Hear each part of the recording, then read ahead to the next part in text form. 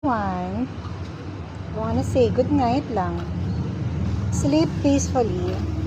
Meron ba kayo naging kaibigan na tumatakbo ngayon? Politician. Nakita ko ni Isko kagabi. Happy ko, Isko, gusto ko yung mga lalaki dapat putulin mo yung mga ari. Yung mga lalaking walang gulubot. Mga lalaking walang yung mga titi ng lalaking dapat putulin. Kasi project ni Digong yun. Diba? Si Digong, diba kaya nga ang lakas-lakas niya diba sa tao? Kasi yung huling advocacy niya, yung promotion niya, yung kinakampanya niya sa Hong Kong, yan yun. Diba? Puputulin daw niya. Diba?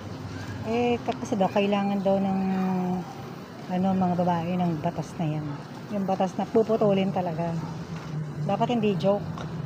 I mean, hindi siya dapat ipakasal, okay? Sa mga, alam niyo na, yung mga lalaking may anak na, kahit babae pa, kung may anak na sila, huwag na silang ipakasal. Dapat pumasok sa, personal na issue. Yung mga politician na rin, like makipag-ugnayan sa simbahan, dapat meron ng, may batas na pwedeng magtulungan yung dalawang yan. Hindi pwedeng walang pakialam kasi nga may mga lalaki pinapakasal pa sa ibang babae samantalang may anak na, diba? So actually ugat yan ng kahirapan, kaguluhan, kasamaan. Nagiging masama yung mga bata pag galing nga sa broken families. Tapos pag hindi pa nagkaroon ng ganyang batas, hindi natatakot yung mga lalaki, diba? Sana masampulan na talaga, diba? Patulin talaga. At ang simbahan, hindi dapat talaga magsabi na wala kayong pakialam.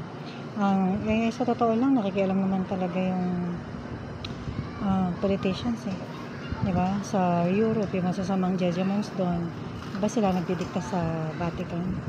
Sila nagdidesisyon kung sinong maging pope. And then, meron talagang alternative na pope. Yun talaga yung totoong pope natin, yung mga kontrabida ng pope. Sino ngayon? Di ba si, Bert? Siya yung kontrabida ni Pope Francis ng buhay pa. Pero, feeling ko, kahit si Pope Francis walang choice. Siya yung pope. Pero, hindi talaga siya yung nasusunod. Di ba, tinira niya yung US? Si Trump, gano'n. Hindi siya okay sa mga nangyayari sa US, di ba, dahil sa nangyayaring gulo. Tsaka yung sa nangyayari sa Amerika, di ba?